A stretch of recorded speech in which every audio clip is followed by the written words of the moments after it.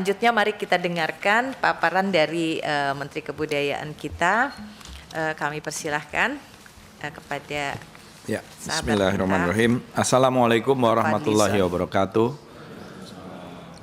Selamat pagi, salam sejahtera, Om Swastiastu, Namo Buddhaya, Rahayu. Yang saya hormati Ibu Hatifah Saifudian dan pimpinan Komisi 10, para anggota Komisi 10, sebagian besar rekan-rekan yang saya kenal dengan baik, dan ini baru pertama kali berada di meja yang agak berseberangan.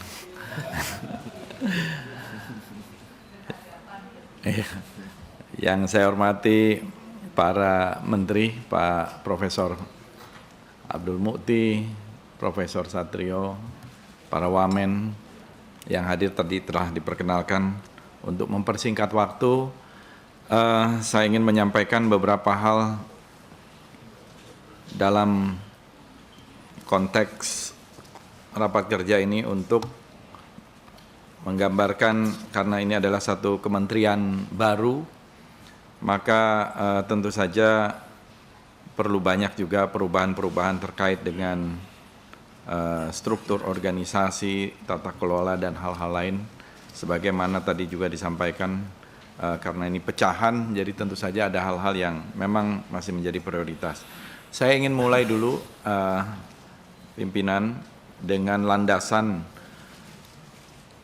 yang ada, yaitu Undang-Undang Dasar 1945, Pasal 28C, hak pengembangan diri melalui pemenuhan kebutuhan dasar memperoleh manfaat seni dan budaya. 28 ayat 3, penghormatan terhadap identitas budaya dan hak masyarakat tradisional.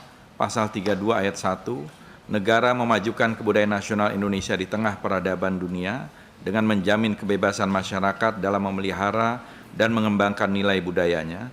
Pasal 32 ayat 2, pemeliharaan bahasa daerah sebagai kekayaan budaya nasional. Saya kira amanat Undang-Undang Dasar 1945 ini sangat jelas, dan kemudian tentu saja melalui proses legislasi telah diturunkan Undang-Undang Nomor 5 2017. Waktu itu saya masih pimpinan DPR, saya kira, dan Komisi 10 yang melahirkan ini, soal pemajuan kebudayaan, sebagai upaya meningkatkan ketahanan budaya dan kontribusi budaya Indonesia di tengah peradaban dunia melalui pelindungan, pengembangan, pemanfaatan, dan pembinaan kebudayaan. Lalu ada rencana induk pemajuan kebudayaan, Indonesia bahagia berdasarkan keanekaragaman budaya yang mencerdaskan, mendamaikan, dan menyejahterakan. Jadi tujuan dari RIPK ini adalah kebudayaan sebagai haluan pembangunan nasional. Lalu ada sejumlah undang-undang, PP, Perpres, dan lain-lain. Namun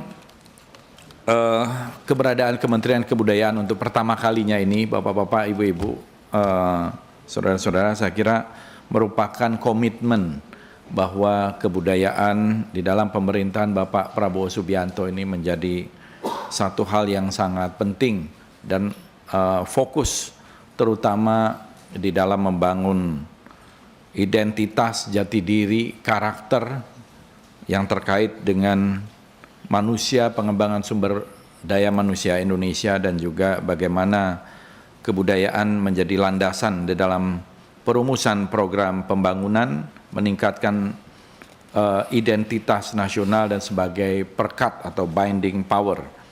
Jadi ada narasi strategis ini, kebudayaan juga sebagai pemersatu, sebagai kekuatan ekonomi, sebagai kekuatan diplomasi, sebagai pembentuk jati diri bangsa. Dan 4 pilar kebudayaan ini yang saya kira kita coba rumuskan, bisa digambarkan di dalam slide berikutnya, yaitu kebudayaan yang mengikat keindonesiaan, internalisasi nilai di dalam pendidikan, ekonomi budaya dalam bentuk produk, ekspresi budaya, dan juga industri inovasi di dalamnya, film, musik, digital media, media-media baru, video game, animasi, seni pertunjukan, seni visual, dan lain-lain. Dan juga budaya sebagai soft power untuk meningkatkan citra dan pengaruh Indonesia di tataran global.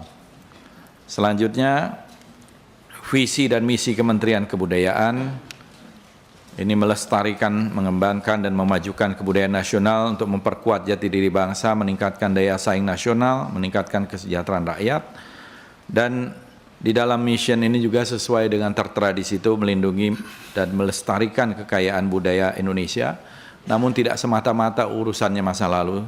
Saya kira juga ke depan justru bagaimana budaya ini menjadi bagian yang sangat penting untuk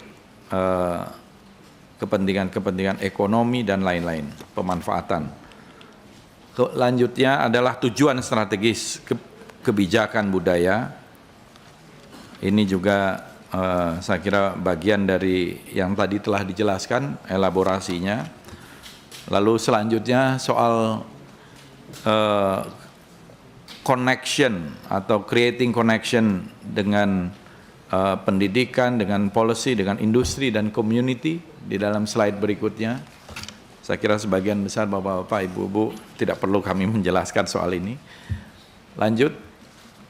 Nah, SDM yang ada tentu saja sejauh ini adalah dari pecahan yang ada di kementerian dan sedang kita lakukan konsolidasi. Lanjut, ada 23 UPT Balai Pelestarian Kebudayaan, 7 diantaranya masih berkantor di BPMP yang menumpang ini. Dan kita juga ada UPT, BLU Museum dan Cagar Budaya, Balai Media Kebudayaan, dan Sekretariat Lembaga Sensor Film. Nah, mengenai cagar budaya di Indonesia, kita mempunyai data objek yang diduga cagar budaya itu jumlahnya ada sekitar 49.701. Objek pemajuan kebudayaan OPK dan Intangible Cultural Heritage itu ada sekitar hampir 30.000.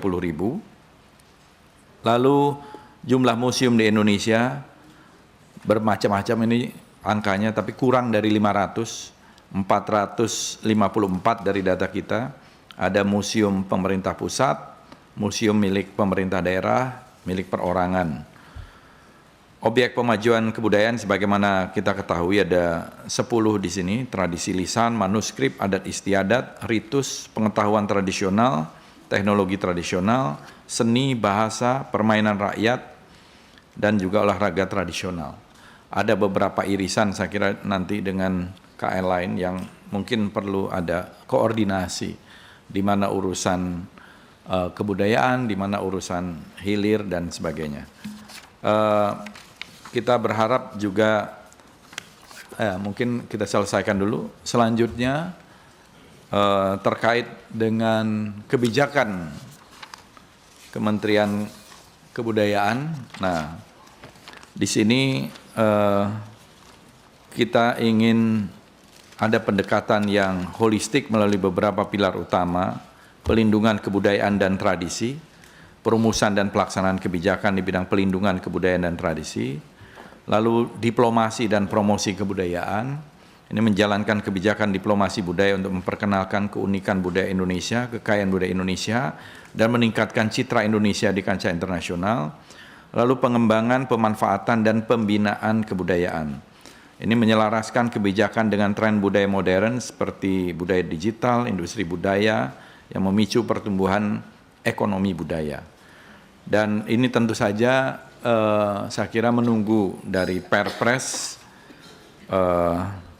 yang akan segera kita terima, terutama terkait dengan nomenklatur dan struktur organisasi di Ditjenan.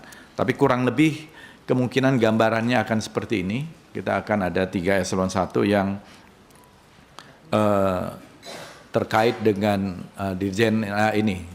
Saya kira akan seperti ini porsinya: pelindungan kebudayaan dan tradisi, diplomasi, promosi dan kebudayaan, pengembangan dan pemanfaatan dan pembinaan kebudayaan. Kira-kira inilah yang kita tunggu resminya dari Perpres tersebut.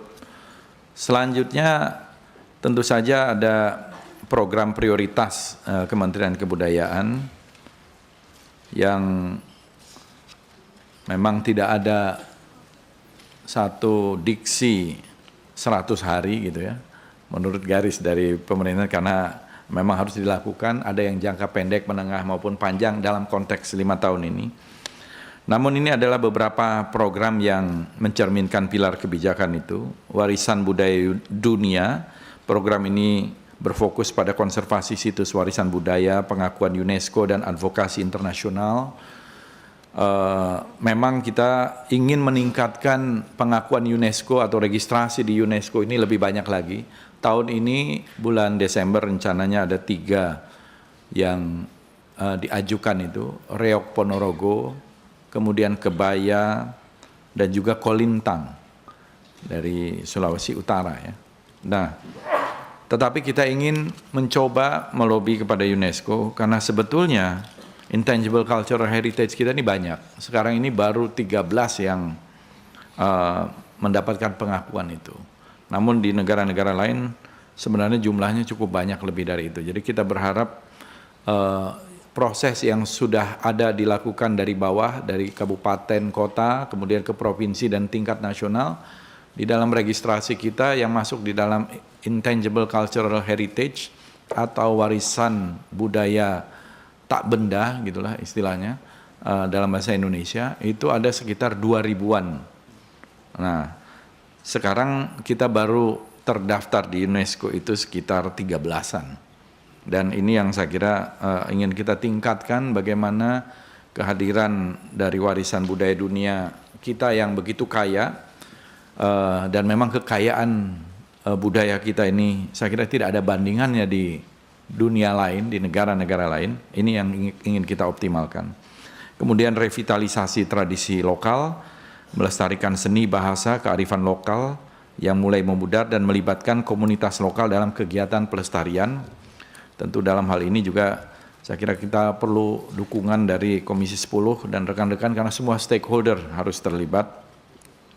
Budaya digital dan ekonomi budaya, yaitu bagaimana mengembangkan platform digital dalam karya budaya seperti film, animasi, video game untuk mendukung promosi budaya dan mempercepat pertumbuhan industri berbasis budaya. Saya kira di sini nanti ada irisan juga dengan mungkin KL lain, tetapi dalam persoalan konten budaya dan di hulu saya kira kita sangat berkepentingan bagaimana kita mempromosikan budaya Indonesia di tengah dunia. Kemudian diplomasi dan promosi kebudayaan, menjalin kerjasama internasional melalui berbagai event, festival budaya, pameran, pertukaran budaya, gagasan Rumah Budaya Indonesia yang sebenarnya sudah lama juga hadir, kita harapkan bisa kita realisasikan. Media sosial untuk memperkenalkan budaya Indonesia baik ke dalam negeri maupun ke dunia internasional, saya kira itu sangat penting. Ada beberapa hal yang dalam beberapa hari ini kita coba untuk pikirkan, dan memang banyak program yang sedang juga dijalankan, baik kita di dalam BLU MCB itu, Museum dan Cagar Budaya itu kan ada 18 museum dan 32 cagar budaya, termasuk di dalamnya juga ada Candi Borobudur, Candi Prambanan, dan lain-lain. Nah, selanjutnya ini saya kira adalah ya beberapa contoh hal yang saya kira bisa dalam waktu dekat bisa terus dilakukan. Kajian revitalisasi dan digitalisasi koleksi museum, bagaimana ada standarisasi terhadap museum, baik museum milik pemerintah, provinsi, maupun museum-museum milik swasta dan perorangan, dan mendigitalisasi koleksi-koleksi yang ada di museum itu dengan narasi-narasi yang ada. Lalu repatriasi benda bersejarah atau cagar budaya, repatriasi ini sudah berjalan, bahkan sudah puluhan tahun berjalan. Dan sejak awal kita merdeka juga sudah mulai diproses sebenarnya repatriasi benda-benda ini. Dan terus di dalam proses itu kita menerima artefak dan benda-benda bersejarah yang dulu diambil oleh kolonial, baik itu Belanda, Inggris, Prancis juga pernah menjajah kita ya, Netherlands, France, Indies itu ketika zaman Napoleon Daendels, kemudian juga Jepang dan lain-lain. Tetapi memang yang terbanyak tentu saja Belanda dan Inggris. Nah, Belanda sudah ada MOU untuk proses pengembalian itu, tetapi Inggris sampai sekarang tidak mau mengembalikan, padahal termasuk yang paling banyak. Kalau kita lihat Bu Esti itu dalam peristiwa Geger Spey di tahun 1812 itu Raffles itu melakukan satu perampokan terhadap keraton Yogyakarta sampai 4 kapal. 2 kapal itu kemudian tenggelam. Nah, selebihnya kemudian sekarang berada di British Museum dan juga di British Library, termasuk ratusan manuskrip yang sampai sekarang tentu saja belum ada yang kembali. Itu sebagai contoh, dan kita akan lakukan terus upaya-upaya pendataan dan permintaan repatriasi ini. Revitalisasi museum daerah dan taman budaya, meskipun ini bukan berada di dalam domain Kementerian Kebudayaan, tetapi kita akan mendukung mungkin dengan kerjasama Kementerian Dalam Negeri dan pemerintah provinsi, pemerintah kabupaten kota, agar museum-museum di daerah dan taman-taman budaya bisa memenuhi standar yang bagus dan bisa menjadi tempat yang menjadi satu enclave kebudayaan. Pemugaran situs Muaro Jambu yang sekarang ini sedang berlangsung dalam proses. Sangiran ini sebagai pusat prasejarah dunia, saya kira tidak ada yang mengalahkan Sangiran ini secara artefak, dan ini juga salah satu yang menunjukkan bahwa Indonesia adalah peradaban tertua di dunia gitu ya. Dari artefak fosil dan lain-lain. Di sini di Sangiran dan juga sekitarnya saya kira banyak kita menemukan situs-situs yang penting, termasuk artefak-artefak yang penting, menunjukkan bahkan sebelum kita menjadi Homo sapiens sudah ada Meganthropus paleojavanicus, ada Pithecanthropus erectus, Homo erectus yang usianya 2 juta tahun, 1 sampai 1,8 juta tahun dan lain-lain, menunjukkan bahwa kita ini adalah yang tertua. Saya kira teori ini juga harus kita challenge yang di barat itu, bahwa seolah-olah Homo erectus itu berjalan dari Afrika kemudian menuju Jawa dan punah di Jawa. Mungkin justru sebaliknya, dari Jawa kemudian ke utara ke Afrika gitu ya. Kemudian kita melihat juga dari beberapa hal yang bisa dalam waktu dekat itu, kita lihat ada Lokananta, sebenarnya ini mempunyai potensi yang besar untuk lebih cocok di Kementerian Kebudayaan. Ini ada di kelola sekarang, kita bisa mengisi, sudah direnovasi dan sudah cukup baik gitu, tinggal bagaimana bisa ada museum musik gitu, karena tidak ada sekarang ini museum musik kecuali ada yang swasta di Jawa Timur ya, tapi dalam skala nasional bisa menampung, karena ini juga treasure. Di sini banyak saya kira musisi, tapi kita bisa mengumpulkan kalau untuk musik artefak-artefaknya cukup banyak, baik itu Lokananta maupun yang lain-lain, baik dalam bentuk shellac, vinyl, dan juga kaset-kaset, reel tape dan sebagainya. Museum Sastra ini sudah kemarin dirintis meskipun tidak melalui tentu APBN, tapi kerjasama dengan komunitas. Dalam hal ini juga artefak dari para penulis-penulis, penyair-penyair, mesin tiknya, kacamatanya, tulisan-tulisan tangannya, puisi-puisi, dan drama-dramanya dari Asrul Sani dan lain-lain sudah berada di situ. Ada juga Museum PDRI yang sebenarnya sudah lama belum berfungsi. Ini juga dulu di Kemendikbud Ristek ya. Nah, kita akan mencoba untuk meresmikan ini supaya ini bisa berjalan, karena rencananya ini juga kerjasama dengan 7 kementerian lembaga, nanti ada Kementerian Pertahanan dan lain-lain, tapi ini bisa menjadi kick off gitu ya. Yang saya kira juga belum pernah ada, kita kalau situs candi dan lain-lain sudah banyak, tetapi sebagai negara muslim yang terbesar di dunia, tapi kita belum mempunyai museum semacam peradaban Islam di Indonesia, yang unik gitu ya. Bagaimana masuknya Islam ke Indonesia ini agak unik, khas gitu ya. Dan juga ada kerajaan-kerajaan, kesultanan-kesultanan dari Samudra Pasai, Demak, Cirebon dan lain-lain, ini belum ada. Wali Songo, akulturasi budaya dengan budaya-budaya sebelumnya, ada wayang, keris yang... Jadi ini saya kira kita juga memerlukan dan perlu memikirkan ini, perlunya ada, karena juga tuntutan mungkin bisa bekerja sama juga dengan tentu saja kalangan komunitas, private sector, dan bahkan internasional. Museum Anak Indonesia, tadi juga amanat dari OPK tadi, permainan-permainan tradisional dan lain-lain.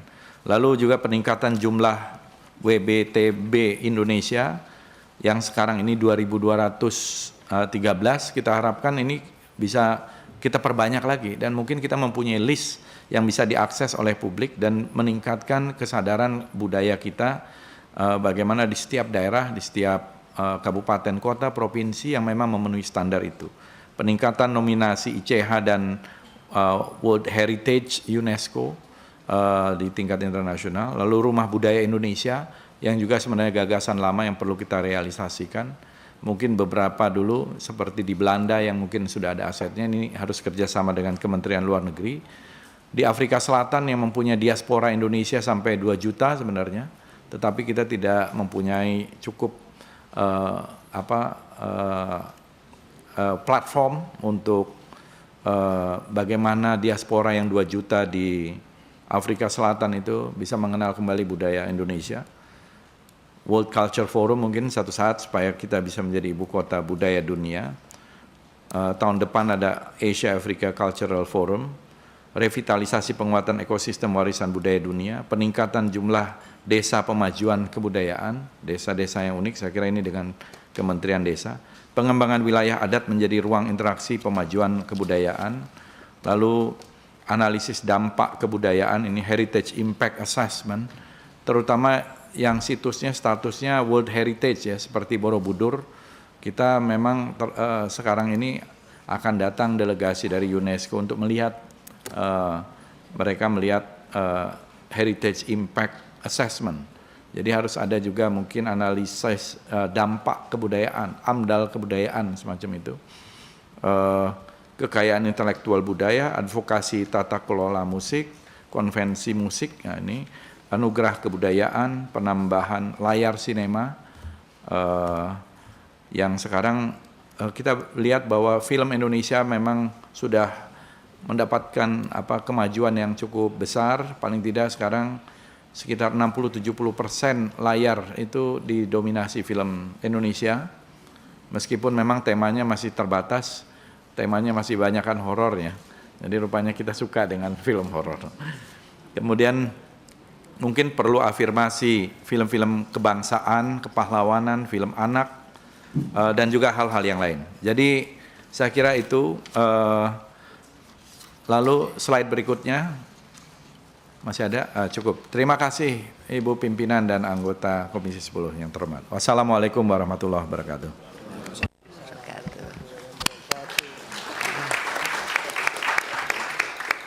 Ini untuk teman-teman, khususnya para pelaku seni, kelihatan sekali bahwa pilar kebudayaan kita ke depan bukan hanya pendidikan salah satunya, tapi juga ekonomi.